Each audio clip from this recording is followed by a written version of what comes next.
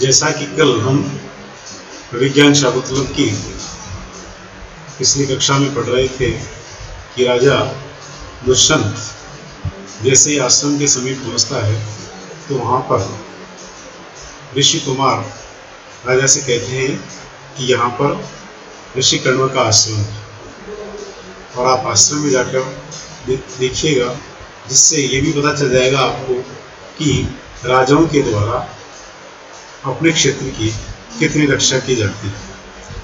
तो ऋषि कुमार के इस प्रकार से कहने पर राजा उन ऋषि कुमारों से पूछते हैं कि क्या ऋषि कण्व इस समय आश्रम में हैं? तो वो ऋषि कुमार कहते हैं कि नहीं, ऋषि कुमार इस समय में राजा दुष्यंत से इस प्रकार से कहते हैं कि ऋषि कण्व अपनी पुत्री शकुंतला को अतिथि सत्कार के निमित्त कर उसके प्रतिकूल भाग्य की शांति के लिए सोम तीर्थ पर गए। अर्थात इस समय में ऋषि कण्व आश्रम में उपस्थित नहीं है, लेकिन अतिथि सत्कार के लिए उन्होंने अपनी पुत्री शकुंतला को मुक्त कर रखा है। तो आप अवश्य ही आश्रम में जाकर उचित अतिथि सत्कार प्राप्त करें।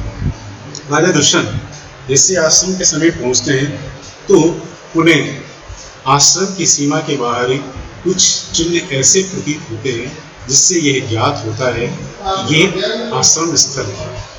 तो राजा कहते हैं उस आश्रम के बारे में, नीवारा सुख गर्भ तोटर मुख भ्रष्टास्तरुणा मध प्रस्निग्धा क्वचित इंगुदि फल वेद सूच्यंतः एव फला विश्वासोपगमात् भिन्नगतयो शब्दम सहन्ते मृगा स्तूयाधार पथाश्च वल्कल शिखा निश्चंद रेखा। आगे कहते हैं कि नीवार धान के नीवार एक वन्य धान्य है जो आश्रमों के आसपास पाया जाता है। वहाँ शुक गर्भ कोटर तोतों से युक्त कोटरों के मुख भ्रष्टा, उनके मुख से गिराए हुए अग्रभाग वाले तरुणा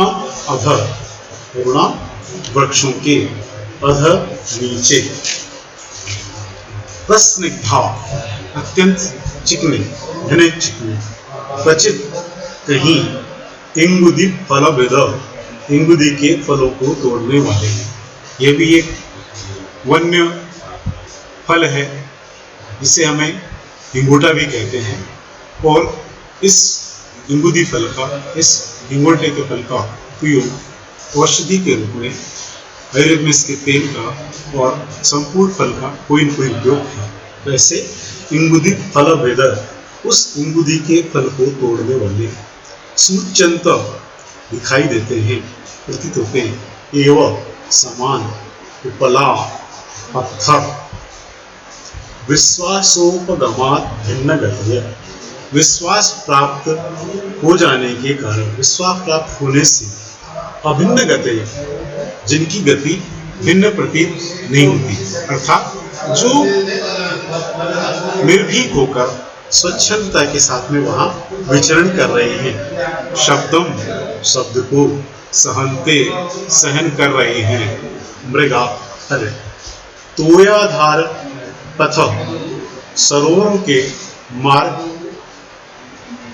वल्कल शिखा निश्चंद रेखांक, वल्कल के अग्रभाग से टपकते हुए जल की रेखाओं से चिन्ह। तो राजा को आश्रम के बाहर जो जो चिन्ह दिखाई देते हैं उनसे उन्हें अनुमान होता है कि ये आश्रम स्थल, क्योंकि देखिएगा कि आश्रम के बाहर उन्हें क्या क्या दिखाई पड़ता है, वृक्षों के नीचे तोतों से युक्त घोंसलों के अग्रभाग से गिरे हुए वन धान्य दिखाई पड़ते हैं। कहीं कहीं आश्रम की सीमा के बाहर जो वृक्ष हैं, उन वृक्षों के नीचे, उन पेड़ों के नीचे, उन वृक्षों के कोटरों में जो तोते निवास करते हैं, उनके जो घोंसले हैं, उनके अग्रभाग से गिरे हुए धन धान्य, यानी इनको नीवार कहते हैं, उनके कण वहां पर दिखाई पड़ रहे हैं। ये एक वहां पर पहले चिन्ह के रूप में दिखाई दे। दूसरा, कहीं कहीं पर क्वचित इंगुदीप फल भेद रसृंखला उपला सूचते, और कहीं कहीं पर इंगुदी के फलों को तोड़ने वाले तेल से सने हुए चिकने पत्थर दिख रहे हैं। क्योंकि जैसे कि उन्हें बताया कि इंगुदी फल आयुर्वेदिक औषधि के रूप में काम में ली जाती है। उस इंगुदी को, जिसको कि निगोटा भी कहते हैं, उससे जो निकलने वाला तेल है, वो तेल घावों के भरने के लिए काम में लिया जाता है। तो वहाँ पर बाहर ही उन पेड़ों के नीचे लोग उस इंगुदी के फल को पत्थरों से तोड़ते हैं, उससे जो तेल निकलता है उसके कारण पत्थर चिकने हुए दिखाई पड़ रहे हैं। और विश्वासोपगमा अभिन्न गति मृगा शब्दम सब, जो शास्त्रांग के आसपास के हरिण हैं, उन्हें इस बात का विश्वास हो गया है, विश्वास प्राप्त है कि इस आश्रम के आसपास हमें कोई किसी प्रकार की बाधा नहीं पहुंचाने वाला। इसलिए वहाँ किसी भी प्रकार की उन्हें ध्वनि सुनाई देती हुई है तो उससे भयभीत नहीं होते हैं, निर्भीक होकर उस ध्वनि को भी वो सहन कर रहे हैं। तो ये आधार पथा च वल्कल शिखा निश्चंद रेखा, और सरोवरों के मार्ग वल्कलों के अग्रभाग से टपकने वाले जल की रेखाओं से चिन्हित दिखाई पड़ रहे हैं। जो आश्रम में निवास करने वाले ऋषि हैं, वो पास के सरोवर में अपने वल्कल वस्त्रों के साथ स्नान करके उन वस्त्रों सहित आश्रम की ओर लौट रहे होते हैं। उनसे निरंतर पूरे मार्ग में पानी टपकता रहता है। उसके पानी के टपकने की रेखाएं उस आश्रम की ओर दिखाई पड़ती हैं। तो इन चारों प्रकार के जो चिन्ह वहाँ पर दिखाई दे रहे हैं, उससे ये प्रतीत होता है कि यहाँ बहुत समीप में ही ऋषि का आश्रम। इसलिए लेकिन राजा आश्रम समीप होने के कारण उन्हें अपने सारथी से कहता है कि कहीं ऐसा न हो कि हमारे आश्रम में प्रवेश करने से आश्रम वासियों को किसी प्रकार की बाधा न हो, और नहीं उन्हें इस बात का पता चलना चाहिए कि मैं राजा हूँ। इसलिए हमें सामान्य विनीत वेश में ही आश्रम में प्रवेश करना चाहिए। इसलिए राजा दुष्यंत अपने संपूर्ण आभूषण इत्यादि उतारकर अपने साथी को दे देता है और रथ में रख देता है कि हमें सामान्य में विनीत वेश में, सभ्य वेश में हमें आश्रम में प्रवेश करना चाहिए। जैसे ही राजा आश्रम की ओर प्रवेश करने लगता है, उसे कुछ ऐसे शकुन दिखलाई पड़ते हैं।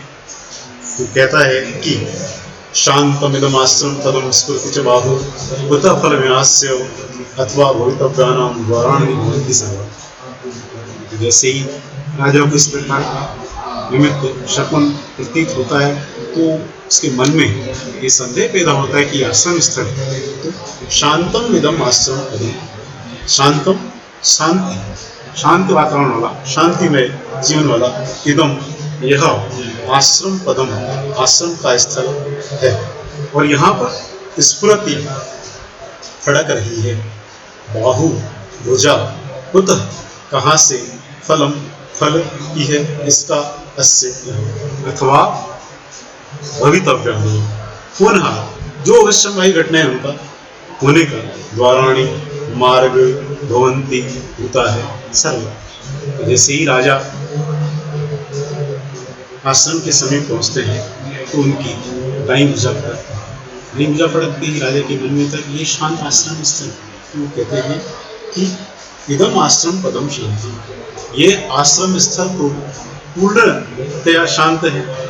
और बाहुज स्फुरत, मेरी जो भुजा फड़क रही है, इसका मतलब यहाँ कैसे प्राप्त हो सकता है? क्योंकि यहाँ तो सब प्रकार से शांतिपूर्ण ब्रह्मचर्य का पालन करने वाले, काम मोह इससे दूर रहने वाले व्यक्ति ही निवास करते हैं। इसलिए इसका फल मुझे यहाँ किस प्रकार से प्राप्त हो सकता है? उससे ही पर वो सोचता है कि भवितव्यानां द्वाराणि अवश्यम भाई बातें, ये गुणवाद जो होता है उसके लिए सर्वत्री द्वार, जो अवश्यम भावी है, जो वस्तु घटित होने उसके लिए मार्ग सभी जगह खुला रहता है। इस प्रकार का राजा है। क्योंकि दाहिनी भुजा फड़कने का फल, जैसे कि हमारे यहाँ पर ऐसा कहा गया है कि वामेतर करस्पंदो वरस्त्रीलाभ सूचक। केंद्र ग्रंथिकारों ने कहा है कि यदि व्यक्ति की दाहिनी भुजा फड़कती है तो उसका फल सुंदर स्त्री की प्राप्ति का सूचक है। इसी आधार पर राजा अनुमान करता है कि इस शांत आश्रम में मुझे सुंदर स्त्री की प्राप्ति कहाँ से हो सकती है। लेकिन वही होनहार विद्वान की होती चिकनी जो होनी होती है वो अवश्य होकर ही रहती है। ये विचार करके ही राजा मन में संतुष्ट होता है। इस श्लोक में नारी रहती छंद का प्रयोग किया है।